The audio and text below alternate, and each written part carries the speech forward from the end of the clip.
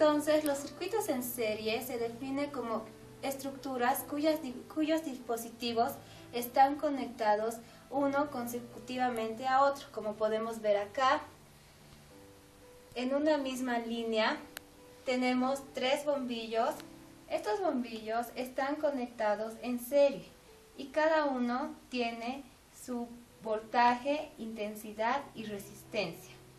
Podemos observar el flujo de fuente en este circuito. Nos podemos dar cuenta que la corriente atraviesa por cada uno de los dispositivos del circuito.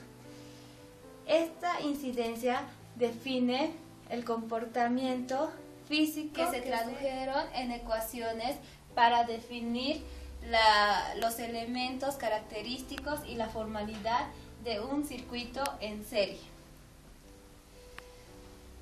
Como podemos ver acá, existen más de un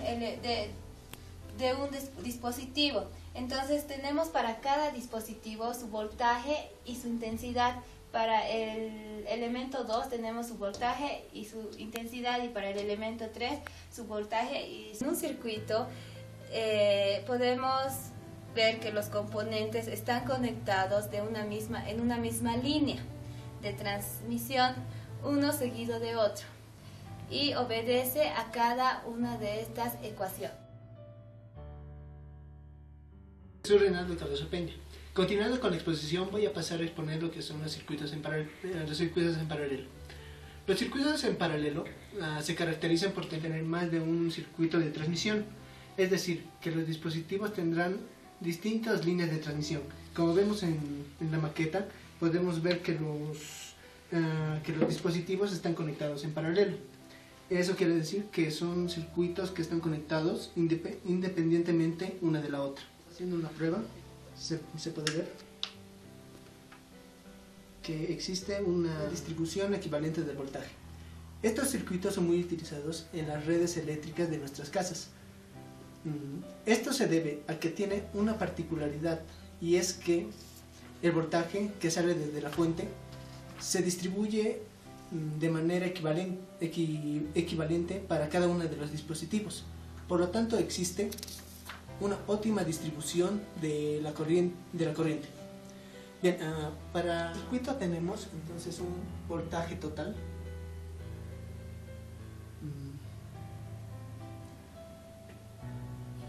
una intensidad total, que será la línea de corriente.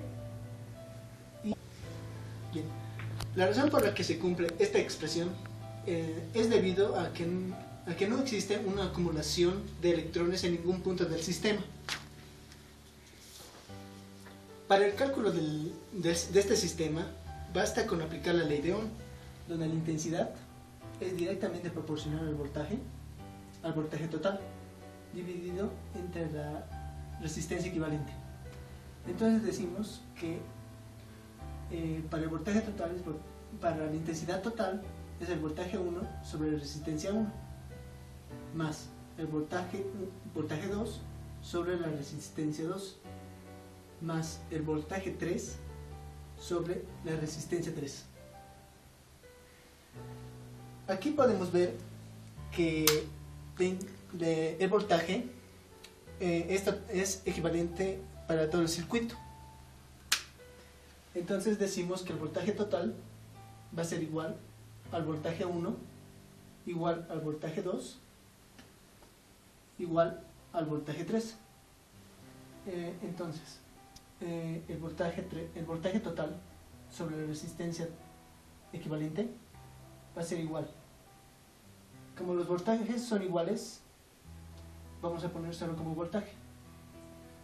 Y esto multiplicará a 1 sobre resistencia 1 más 1 sobre resistencia 2 más 1 sobre resistencia 3. Los voltajes se van. Aquí quedaría 1 sobre la resistencia, que es igual a 1 sobre resistencia 1 más 1 sobre resistencia 2 más 1 sobre la resistencia 3. Entonces, la RE, que es la resistencia equivalente, tenemos 1 sobre la resistencia 1 más 1 sobre la resistencia 2 más 1 sobre la resistencia 3. Mi nombre es Fátima Pérez y a continuación les explicaré los circuitos mixtos. Los circuitos mixtos son aquellos que tienen ambos componentes, tanto en serie y en paralelo. Acá les mostramos 3 dispositivos, pero 2 de ellos están conectados a 2 líneas de transmisión y uno está conectado a una sola línea de transmisión o línea principal.